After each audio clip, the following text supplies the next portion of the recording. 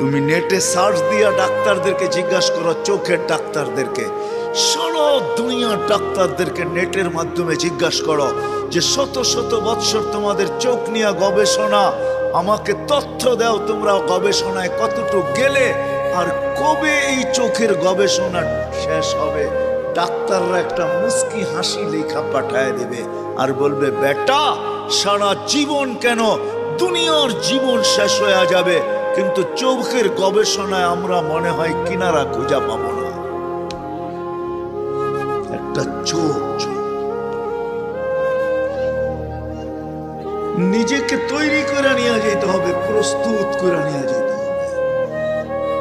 সত্য এটাই, চলে যাব এখান থেকে, কেউ থাকবে না। যিনি থাকার উনি যখন থাকেন নাই, কারো কাছে মালাকুল মউত অনুমতি নিয়ে আসে নাই, আসবে না, শুধু একজন মুহাম্মদুর রাসূলুল্লাহ সাল্লাল্লাহু আলাইহি ওয়াসাল্লামের কাছে মালাকুল মউত যখন আসছেন, তো আল্লাহ বলছে বন্ধুর কাছে অনুমতি নিয়ে ঢুকবে, অনুমতি দিলে ঢুকবে, নাইলে ফিরে আসবে। বন্ধু আমার, খবরদার অনুমতি ছাড়া যায় ঘর যায় ঢুকা যাবে না।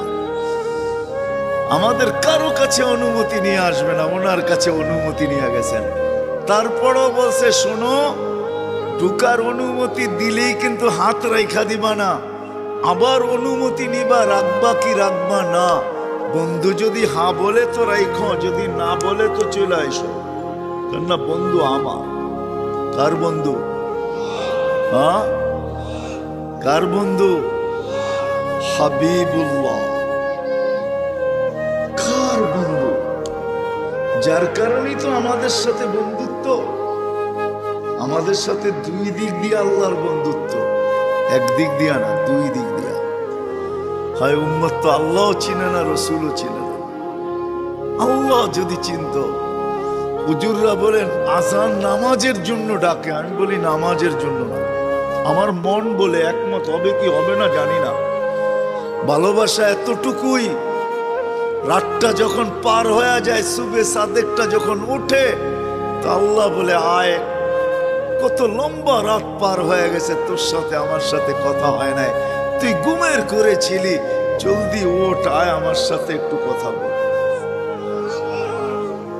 আবার যখন দুপুর হয়, সকালে বলছিস এখন তো দুপুর, আবার একটু কথা বল। বিকাল হয়ে গেলে কয় দুপুর আর বিকাল, আয় আবার আসরে একটু কথা বল। মাগরিব যখন হয়, বেলাটা তো ডুবেই গেল, সূর্যটা উঠলো আর ডুবা গেল, শেষ বেলার চল একটু কথা বল। মাগরিবের সময় আয় আমার সাথে একটু কথা বল।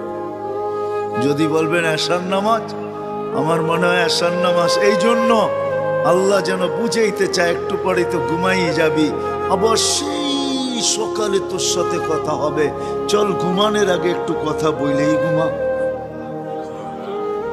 কেন আল মুসাল্লি উনাজি রব্বা, নামাজি আল্লাহর সাথে কথা বলে। ভালোবাসা আমাদের সাথে প্রস্তুত করে নিয়ে যেতে হবে। আমরা কিন্তু যাত্রী, প্রস্তুতি ছাড়া আল্লাহর কাছে কারো কোনো অবস্থান নাই, পজিশন নাই, ইজ্জত নাই, সম্মান নাই, স্থান নাই, জায়গা নাই, মেহমান খানায় ঠিকানা নাই। যুবক, সত্য এটাই। তোমার যৌবন প্রস্তুতি নেওয়ার জন্য, নারীর নারীত্ব প্রস্তুতি নেওয়ার জন্য। আমি তো বলি বুড়ারে সাদা দাড়ি দিছেন প্রস্তুতি নেওয়ার জন্য। কেননা বুড়া যখন শেষ রাত্রে ওঠে, নামাজ পড়ুক আর না পড়ুক, হাত দুইটা উঠে যদি বলে মালিক কিচ্ছু নাই, কিচ্ছু নাই, হাত কিন্তু তুললাম, খালি ফেরত দিয়েন না।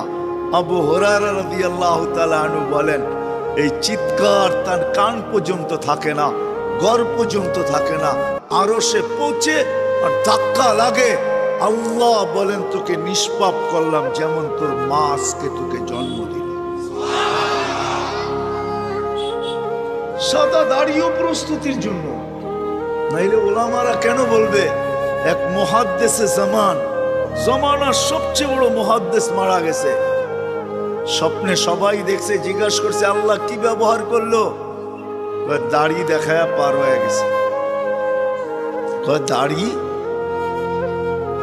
হ্যাঁ হ্যাঁ দাড়ি দেখায়া। বলছে আল্লাহ জিজ্ঞাসা করছে বুইরা সাদা দাড়িওয়ালা কি নিয়ে আসছস? তা আমার মনে উঠছে, বলছি কিচ্ছু নিয়ে আসি না, সাদা দাড়ি নিয়ে আসছি। তারও চেতে গেছে, সাদা দাড়ি, 60-80 বছর বয়স, শুধু সাদা দাড়ি। হাদিস আমার মনে উঠছে। তা আল্লাহকে বলছি কেন, আপনি কি সত্য বলেন নাই? জিবরিল আলাইহিস সালামকে, জিবরিল আলাইহিস সালাম কি সত্য বলে নাই আমাদের নবীজিকে? আমাদের নবীজি কি সাহাবায়ে কেরামকে সত্য বলেন নাই? তারা কি ছাত্রদেরকে সত্য বলেন নাই? তাদের ছাত্ররা কি আমাদেরকে সত্য বলেন নাই? ইন্নাল্লাহা লা ইস্তাহি যি শাইবাতিন শাইয়াবা ফিল ইসলাম। যে ইসলামের ভিতরে দাড়ি পাকায় ফেললো, তার দাড়ি দেখলে নাকি আপনি লজ্জা পায়া যান। আয়েশা তো দেখতেছি উল্টাটা, আরো চোখ গরম করতেছেন আপনি। তা আল্লাহ হাসি দিয়া বলে সবাই সত্য বলছে, সবাই সত্য বলছে, আমিও সত্য বলছি, যা মাফ করে দিলাম, বাগেন যা। তাহলে সাদা দাড়িও দিছে প্রস্তুতির জন্য, নারীর নারীত্ব দিছেন প্রস্তুতির জন্য। কিন্তু শেষ কথা, প্রস্তুতি নিব তো নিব কিভাবে? আমি কিভাবে নিতে পারি প্রস্তুতি? আমি তো অল্প বয়সের একটা মানুষ, বয়স আমার অল্প, সবকিছু সীমিত, চতুর্দিক দিয়া প্রয়োজনে বেষ্টিত।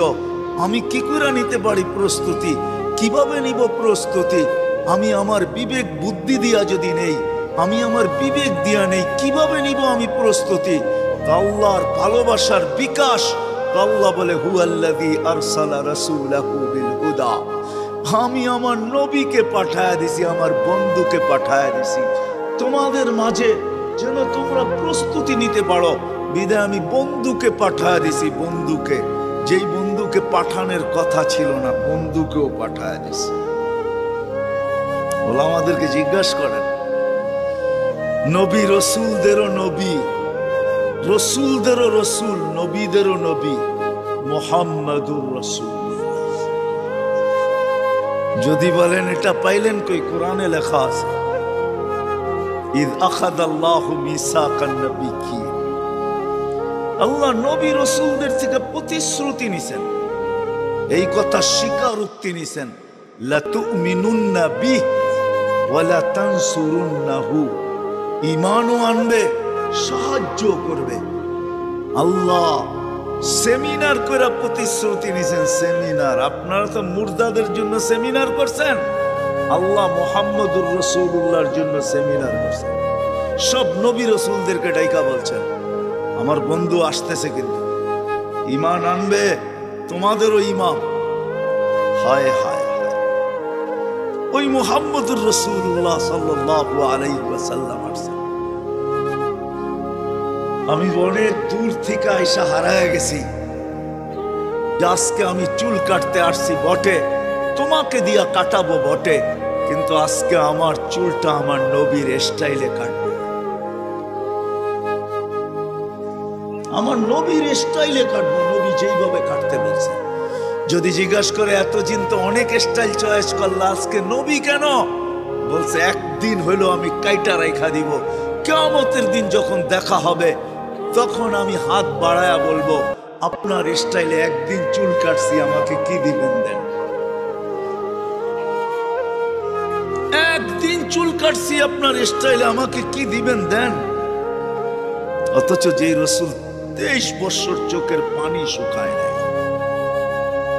প্রথম ওহী হইল ইকরা, দ্বিতীয় ওহী হইল ইয়া আইয়ুহাল মুদ্দাসসির কুম ফাআনদির। সত্য তো না ভুল বলতেছি? হ্যাঁ, আম্মা জান কম্বলের বাহিরে দেখছেন, জিজ্ঞাসা করছেন দাসসারতুকুম আনতাল খারিজ, আপনাকে তো কম্বলে রেখে গেছি, বাহিরে কেন? থুয়া তো গেলাম ঘুম পাড়ায়া, এখন তো দেখি বাচ্চার মতো কাঁদতেছেন। আতাবকি ওয়া আনতাল খারিজ, কম্বলের বাহিরে আর কাঁদেন কেন? বলছে ওই ফেরেশতা আসছে আর বলছে ইয়া আইয়ুহাল মুদ্দাসসির কুম ফাআনদির, ও রব্বাকা ফাকাব্বির সিয়াবাকা ফাতাহহির ওয়ার রুজজা ফাহজুর ওয়ালা তামনুন তাস্তাকসির ওয়ালি রাব্বিকা ফাসবির।